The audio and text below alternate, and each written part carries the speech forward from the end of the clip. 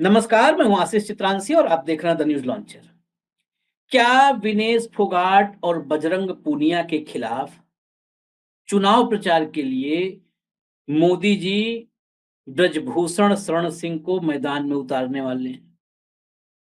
ये सवाल इसलिए पैदा हुआ है क्योंकि संकेत खुद दबदबा वाले ब्रजभूषण ने दिया है।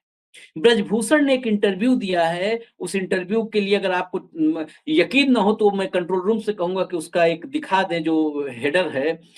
भास्कर को एक्सक्लूसिव इंटरव्यू दिया है, इसमें बोला भी ब्रजभूषण ने, ये तो सिर्फ़ आपको मैं उसका जो है हेडलाइन दिखा रहा हूँ, बाकी पूरा इंटरव्यू जो है उस पर चर्चा अभी हम करेंगे। ब्रजभूषण बोले बीजेपी कहेगी तो विनेश बजरंग के खिलाफ प्रचार करूँगा।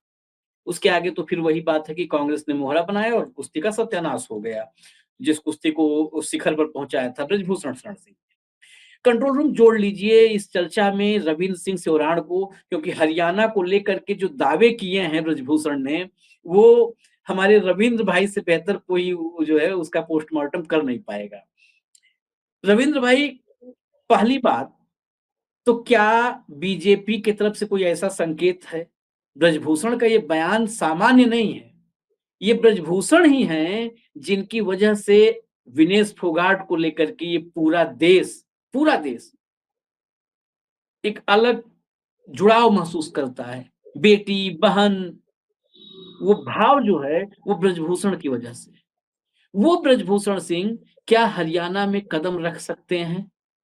क्या विनेश और बजरंग के खिलाफ चुनाव प्रचार कर सकते हैं? और अगर चुनाव प्रचार में आ जाते हैं ब्रजभूषण, तो दावे तो बहुत बड़े हैं उनके। वो कह रहे हैं कि फिर कोई जिता ही नहीं सकता है विनेश और बजरंग को, उनका हारना तय है।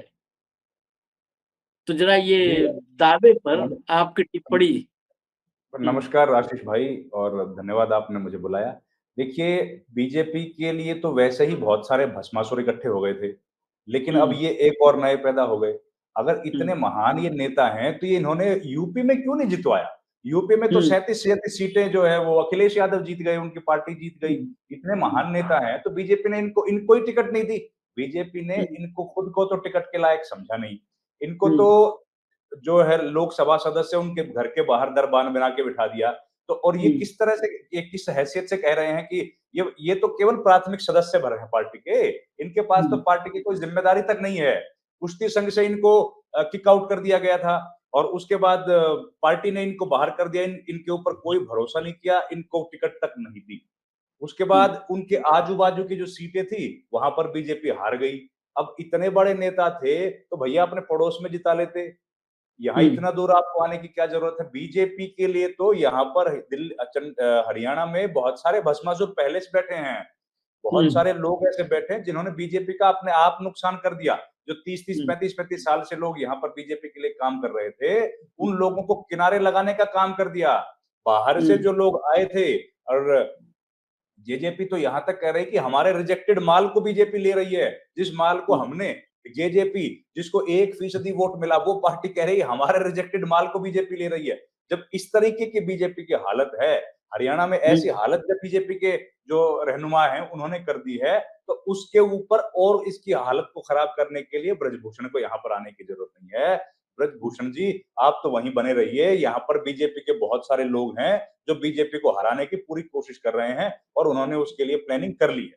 आपको इतनी दूर आने की कोई जरूरत नहीं है। बीजेपी तो यहाँ पर पहले ही जो है ना उनकी स्थिति वो इतनी नाजुक है कि वो और धक्का आप सहन नहीं कर पाएँगे और मुख्यमंत्री तक को तो सीट नई-नई ढूँढनी पड़ रही है, उनको तो सीट नहीं मिल रही है। मनोहर लाल खट्टर ने जिन-जिन लोगों को टिकटें दिलाई, उन सब लोगों का विरोध वहाँ पर शुरू हो गया है। 67 में से 40 सीटें तो बाहर के उम्मीदवारों को बाहर के से जो लोग हुँ, आए हैं उनको दी गई है। बीजेपी हुँ, के भीतर इतना भारी विद्रोह यहाँ पर हो रहा है, इतनी बगावत हो रही है, रोज नई-नई खबरें आ रही हैं, कोई ऐसा घंटा नहीं जाता जिस घंटे में एक आध पदाधिकारी का या कोई संगठन के नेता का जो है इस्तीफा ना आ गया हो। आज तो हद तब हो गई आशीष भाई, जब सबसे सीनियर वरिष्ठ नेता जिनका कहना है कि 55 साल से मैं पार्टी की सेवा कर रहा हूँ, 55 साल, हुँ, रामविलास शर्मा, वो हुँ, इकलौते व्यक्ति जो बीजेपी का जब कोई नाम लेने वाला नहीं था, तब बीजेपी के हाँ, विधायक यहाँ से जीतते थे। उनको हुँ, पार्टी ने बाहर का रास्ता दिखाने का प्लानिंग कर ली है, उनके टिकट काटने की बात कह दी है। उन्होंने कार्यकर्ता सम्मेलन बुला लिया और हुँ, बीजेपी से ज़्यादा राव इंद्रजीत की तारीफ कर दी और बीजेपी में कह दिया कि हमारे जो दुश्मन है वो कान खोल के सुन लें, 55 साल के इतिहास है मेरा, इतनी आसानी से हार मानने वाला नहीं हूं। उनके संकेत साफ हैं, क्योंकि बीजेपी कमजोर हो चुकी है और कमजोर पार्टी को आंख दिखा के अहिरवाल के नरवीर सिंह टिकट लेके आ गए। तो वही रामविलास शर्मा को भी लग रहा है कि आंख दिखाने से अगर काम चल रहा है, और मैं तो सबसे सीनियर आदमी हूं, अटल और अडवाणी के साथ काम किया है और उस दौर में जब संघर्ष का समय था तो अपना पूरा जीवन इस पार्टी को दे दिया, तो अब मैं क्यों ना आंख दिखाऊं, मेरा तो अधिकार सबसे पहले बनता है और मैंने सबसे ज्यादा स्ट्रगल इस इलाके में किया है। तो बीजेपी की स्थिति को तो पहले ही बहुत खराब हो गई है। इंटरनली बीजेपी इतने सारे डिस्प्यूट्स हैं, उसको सुलझा नहीं पा रही।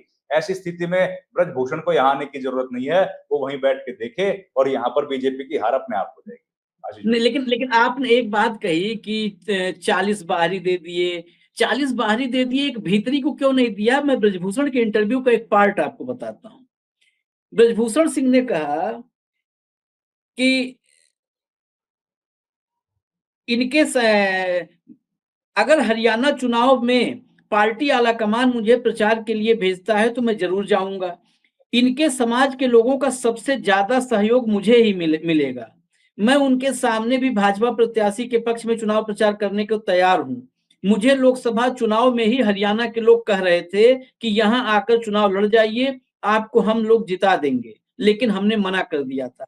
आप बताइए, आप कह रहे हैं कि यहाँ जरूरत नहीं है और ब्रजभूषण कह रहे हैं कि हरियाणा के लोग, आप भी हरियाणा के हैं और हरियाणा के, आप सिर्फ हरियाणा के नहीं है, हरियाणा के हजारों लोगों का प्रतिनिधित्व करता है एक पत्रकार, उनके मिजाज को बताता है। उस हरियाणा में जहां बीजेपी इस बार बड़ा झटका लगा है, आधी सीटें हार गई लोकसभा चुनाव में, एक सीट तो कम से कम अपना ला ही सकते थे ब्रजभूषण। हो सकता है वो आते तो क्लीन स्वीप हो जाता, 2-4 और आता, इतना बड़ा जनसमर्थन हरियाणा में था। क्यों चूक हुई भाजपा से?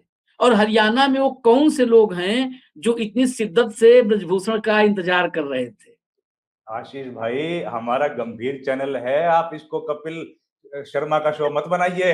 ये हमारा गंभीर चैनल है, लोग हमारी चर्चाएं सुनते हैं, विचार सुनते हैं। आप अगर इतनी कॉमेडी करोगे तो बंद हो जाएगा वो चैनल, और वो उनके लोगों के ऊपर जो बेरोजगारी का संकट आएगा उसके जिम्मेदार हम लोग बनेंगे।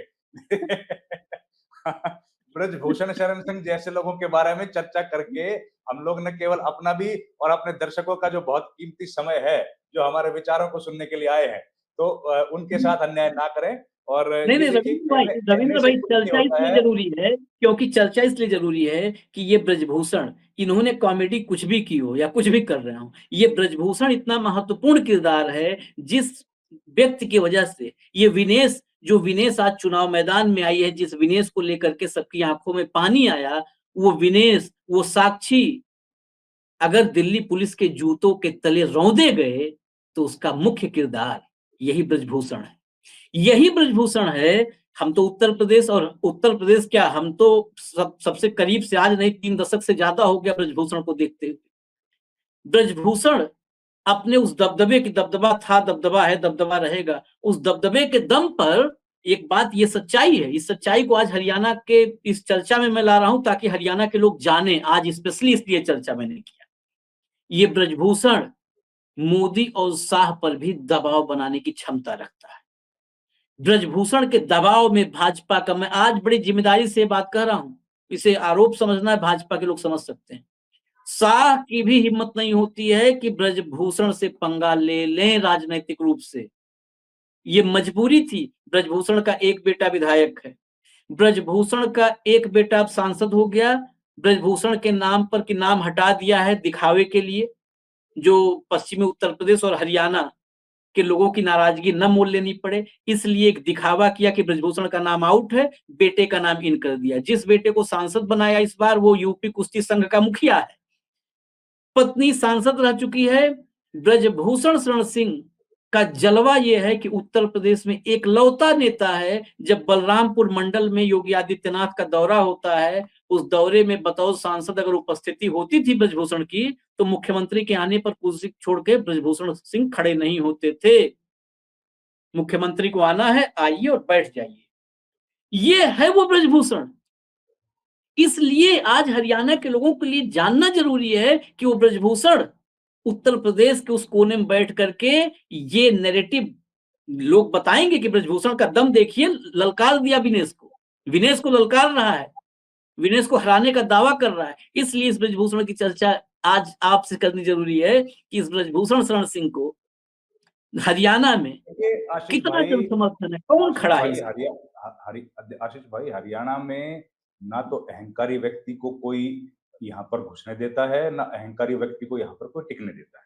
अब मुझे नहीं पता कि इतना अहंकारी अगर कोई व्यक्ति है, इतना बड़ा बाहुबली व्यक्ति है, तो वहाँ की जनता उसको कैसे सहन करती है? ये तो जमहूरियत है। हरियाणा में तो जमहूरियत है, और हरियाणा में तो इस तरीके के लोगों को कोई सहन नहीं करता। ना तो हरियाणा की राजनीति में किसी बाहुबली को आज तक पनपने दिया गया, ना हरियाणा की राजनीति में किसी अहंकारी को पनपने दिया गया। और ये जो अहंकार है, बीजेपी का अहंकार, जिसको बीजेपी अहंकार भी नहीं मानती, मनोहर लाल खट्टर तो अपने आप को बाहुबली भी नहीं कहते, वो तो अहंकारी भी नहीं कहते, उनके अहंकार को भी जनता ने पैरों तले रोन दिया। तो यहाँ पर तो इस तरह के व्यक्ति के लिए कोई जगह बच है नहीं। हरियाणा का कल्चर उस तरह से मेल नहीं खाता, क्योंकि हरियाणा जो है सर वो फक्कड़ लोगों का इलाका है, और यहाँ पर सब लोग बराबरी के साथ रहते हैं। यहाँ पर किसी की कोई चौधर, कोई दूसरा सुनने वाला है नहीं। अब ये बात आपने बड़ी हैरानी की बताई, मुझे नहीं पता कि जमहूरियत में भी इस तरह के लोग रहे हैं, और जनता उनको कैसे सहन करती है। या तो कहीं ना कहीं थोड़ी बहुत जागरूकता की कमी रही होगी, और नहीं तो समय देखिए बदल रहा है, समय इनका भी बदल जाएगा, कोई बड़ी बात नहीं है। लोगों को हो सकता है बेवकूफ बना लिया हो, और थोड़ा दिन और बेवकूफ बना लें, लेकिन वक्त बदल, वहां भी बदलेगा, यहाँ तो वक्त कभी ऐसा था नहीं, और वहां भी मुझे लगता है जल्दी वक्त बदल जाएगा।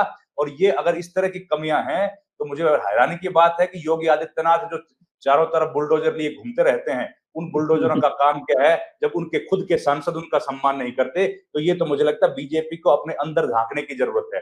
बीजेपी के जो बड़े नेता हैं, उनके लिए शर्मिंदगी की बात है कि उनके सांसदों की क्या, उनके सांसद जो है अपने मुख्यमंत्री तक का सम्मान नहीं करते। तो इसमें तो बीजेपी के लिए बहुत शर्म की बात है, और उस इलाके की जनता को मुझे लगता है दोबारा से सोचने की जरूरत है कि क्या वो उसी सामंती सोच के साथ आज भी रहना चाहते हैं, जिस सामंती सोच को खत्म 1947 में हिंदुस्तान के शहीदों ने आजादी के दिलाने के वक्त किया था। आखिर उनको ऐसी क्या मजबूरी है जो इस तरह के सामंती लोगों के साथ वो आज भी व्यवहार रख रहे हैं? हरियाणा में न वो सामंती सोच कभी पनपी थी, और न उस सामंती सोच के खरीदार हरियाणा के लोग हैं। यहाँ पर जो व्यक्ति आएगा, जमहूरियत में हरियाणा के लोगों के बीच से उठते हैं, और उन लोगों का खूब सम्मान होता है। अगर वो आज अरे अगर वो मतदाताओं को, लोगों को आंख दिखाते हैं, तो लोग उनको उनकी जगह दिखा देते हैं। इसके पहले भी कई लोगों ने इस तरह के काम करने की हरियाणा में कोशिश की और अहंकार दिखाया था। वो अहंकार न तो ओम प्रकाश चौटाला का किसी ने सहन किया, न भूपेंद्र हुड्डा का सहन किया, और अब ना वो मनोहर लाल खट्टर का सहन किया। और अब अगर किसी और व्यक्ति के अंदर इस तरह का अहंकार होगा, तो हरियाणा की जनता उसको भी जमहूरी तरीके से उसका जवाब देगी, और वोट की ताकत के साथ उस व्यक्ति को बाहर का रास्ता हरियाणा में भी दिखा देगी। लेकिन हरियाणा में किसी और बाहरी व्यक्ति को या ब्रजभूषण को आने की जरूरत नहीं है। हरियाणा में बीजेपी अपना बंटाधार खुद कर चुकी है, और हरियाणा के तो नेता इतने बड़े बड़े हैं, और कहते भी हैं कि जहां पड़े संतन के पांव वहीं पे बंटाधार। तो जहां इतने बड़े संत हरियाणा में पाले हुए हैं, उनको किसी बाहरी की जरूरत नहीं है। वो खुद ही अपना नुकसान इतना कर चुके हैं। 9.5 बरस का शासन मनोहर लाल खट्टर ने किया, और जिस तरीके से उन्होंने यहाँ पर शासन किया है, जिस तरीके से लोगों के साथ उनका व्यवहार रहा, जब तक कमरे के भीतर थे बिल्कुल ठीक थे, जब बाहर कमरे से निकले और लोगों के साथ संवाद करने की कोशिश की, तो लोगों ने उनका अहंकार देख लिया। अहंकार देखा तो पहला चुनाव आया लोकसभा का, उस आधा अहंकार उसमें खत्म कर दिया, और अब ये विधानसभा का चुनाव आ गया। आप देख लीजिए 8 तारीख की तक की बात है, कितना अहंकार किसका बचता है। और उसके बाद यही मनोहर लाल खट्टर होंगे, और यही बाकी मंत्री होंगे, इनका अहंकार भी हम देख लेंगे। आज जो नेता उस वक्त हुकूमत में थे, पिछली सरकारों में जो भी मुख्यमंत्री रहे हों, जिस भी पद पर रहे हों, उनके अहंकार जो था, आज उनकी हालत देख लीजिए क्या है। जनता के बीच वैसे ही खड़े रहते हैं सब, जैसे एक जमहूरियत में किसी नेता को खड़े रहना चाहिए। लेकिन जब सत्ता का अहंकार उनके जहन में आया, तो वो 7वें आसमान पर चले गए, और उस अहंकार से जनता ने 5 साल में नीचे उतार दिया। बीजेपी को 10 साल हो गए, इतना ही अंतर है बस। क्योंकि बीजेपी का कई बार हम लोगों ने कहा, विपक्ष ने भी आरोप लगाया कि झूठ था, प्रोपेगेंडा था। उस प्रोपेगेंडा की उम्र थोड़ी सी ज्यादा हो गई, लेकिन अब तो सच्चाई सामने आ गई है। और सच्चाई सामने आने के बाद तो देखिए सर, कोई इस तरह से वोटिंग अब करेगा नहीं, और अब तो सच के साथ लोग जुड़ना चाहते हैं। और विनेश फोगाट ने और बजरंग पूनिया ने लोगों को और ताकत दे दी है। और अब बीजेपी की पोल खोलने के लिए उनके पास और हथियार मिल गए। अब बीजेपी इनके सवालों का जवाब कैसे देगी? बीजेपी तो इनके सवालों का जवाब दे पाने में मुश्किल हो रही है, तो बीजेपी इस बात को तो कैसे डिफेंड कर पाएगी कि उनको वहां पर बाहर से किसी व्यक्ति को, ब्रजभूषण जैसे को, जिनके ऊपर इतने एलिगेशंस लगे हैं, जिनके ऊपर मुकदमे चल रहे हैं, और आप कह रहे हैं कि बहुत बड़े बाहुबली हैं, तो इस तरह के बाहुबली के लिए हरियाणा में कोई जगह है नहीं। अगर बीजेपी कोई जगह उनके लिए बनाना चाहती है, तो मुझे लगता है बीजेपी को फिर उसके लिए जमहूरी तरीके से यहाँ की जनता जवाब। हो सकता है लग रहा हो उनको कि हरियाणा के जख्मों पर नमक छिड़कने के लिए ब्रजभूषण को बुला ले। ब्रजभूषण, आपने एक बात कही, मैं उस पर आज जरूर, क्योंकि हरियाणा के दर्शकों से मुखातिब हूं, मैं हरियाणा का, मैं उत्तर प्रदेश का रहने वाला, लेकिन इसलिए फैन हूं, मैं रविंद्र भाई के साथ चर्चा होती है, हरियाणा के और साथियों के साथ होती है। ये हकीकत है, हरियाणा की राजनीति को पत्रकार के रूप में भी कुछ वक्त हरियाणा में भी मैंने देखा 2008-9 के दौर में। हरियाणा की खूबी है, हरियाणा में बाहुबलियों के लिए राजनीति में जगह नहीं है, ये बात सच है। अपराधियों के लिए, डॉन, माफिया, ये नहीं है। ये उत्तर प्रदेश में ये बड़ी संकट है, खासकर पूर्वी उत्तर प्रदेश से बिहार तक। ये बहुत वहां पर यही माफिया बाहुबली ही समाज के आइकन होते हैं। मैं वहां का हूं, लोग मुझसे हमेशा नाराज होते हैं कि आप तो आलोचना करते हो अपने क्षेत्र का, आप तो अपने अपने अगर हम कुरीतियों पर या दिक्कतों पर न प्रहार करें, तो हम अपने व्यवसाय के साथ, अपने प्रोफेशन के साथ ईमानदार नहीं है। ये यूपी में बड़ी बीमारी है, और ये ब्रजभूषण जैसे एक नहीं है, ब्रजभूषण सिंह मतलब 7-7 लाख रुपए के जो इनामी रहे हैं डॉन, जिनको कई मुल्कों की पुलिस खोजती थी, वो हमारे यहाँ माननीय होते हैं। ये आज रविंद्र भाई इस चर्चा में बता रहा हूं, जो 7-7 लाख की नामी, कई मुल्कों की पुलिस जिस डॉन को खोजती थी, वो हमारे यहाँ माननीय होता है, और उसको जमानत मिलती है, बाहर जाता है, पत्नी जीतती है, खुद जीतता है, भाई जीतता है, भतीजा जीतता है, ऐसे होता है। पूरा पूरा खानदान 2-3 जिले कब्जा कर लेता है। वैसे ही हालत ब्रजभूषण की है, ऐसे बहुत सारे उदाहरण हैं। और हालत तो ये है कि जिस राज ठाकरे ने उत्तर भारतीयों को मुंबई से भगाने का दावा किया था, उस राज ठाकरे ने कहा कि मैं अयोध्या आऊंगा, और भाजपा से दोस्ती हो गई थी राज ठाकरे की। आपको अभी दोस्ती है, आपको पता ही होगा कि इस वक्त दोस्ती है राज ठाकरे और भाजपा की। ये ब्रजभूषण सिंह का आप देखिए दबदबा। ब्रजभूषण ने कहा अयोध्या में कदम नहीं रखने दूंगा, भाजपा राज ठाकरे को अयोध्या नहीं ला पाई। इतनी बड़ी नाकामी, राज ठाकरे ने कदम पीछे खींच लिए कि नहीं भाई, नहीं जाऊंगा। ब्रजभूषण सिंह कह रहे हैं दबदबा है उनका, ज्यादा ही दबदबा है। हरियाणा के लोग उस दबदबे को नहीं एक्सेप्ट कर रहे हैं, और ब्रजभूषण आए तो जख्मों पर नमक के समान होगा।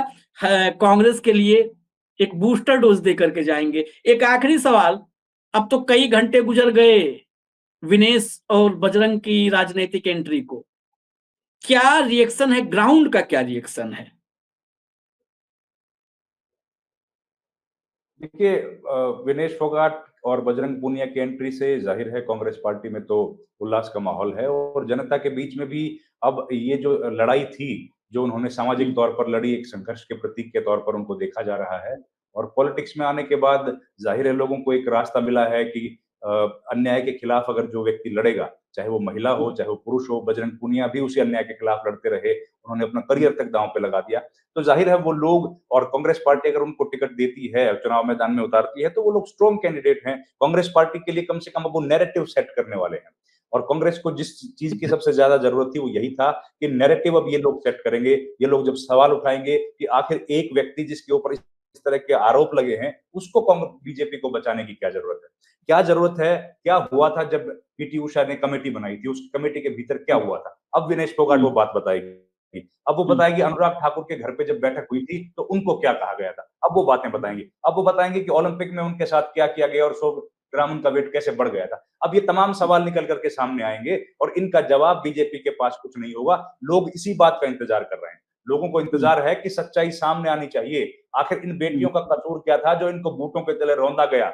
अगर न्याय मांगना इतना बड़ा जुल्म है, तो सबसे पहले तो हम लोगों को अन्याय के खिलाफ लड़ना तो भगवान राम से लेकर महात्मा गांधी तक लोगों ने सिखाया है। ये उसी अन्याय के खिलाफ तो लड़ रही थी, और इन अन्याय के खिलाफ लड़ते वक्त जिस व्यक्ति पर आरोप लगे थे, उसको बीजेपी को क्या बचाने की क्या जरूरत थी? और बीजेपी बचाए तो बचाए, हरियाणा के नेताओं को बचाने की उसको क्या जरूरत थी? इन सवालों का हाँ, जवाब अब लोग इंतजार कर रहे हैं कि कब ये लोग फील्ड में उतरे और इन सवालों के जवाब मांगे। 1 और 30 सेकंड का। साक्षी मलिक को लेके एक नया मैं ट्रेंड देख रहा हूं। आईटी सेल ने इस समय साक्षी मलिक को के एक बयान को उठाया है और उस बयान के जरिए फिर से विनेश और बजरंग को निशाने पर लेना शुरू किया है। ये आत्मघाती है या इसका कुछ असर डाल पाएगी आईटी सेल?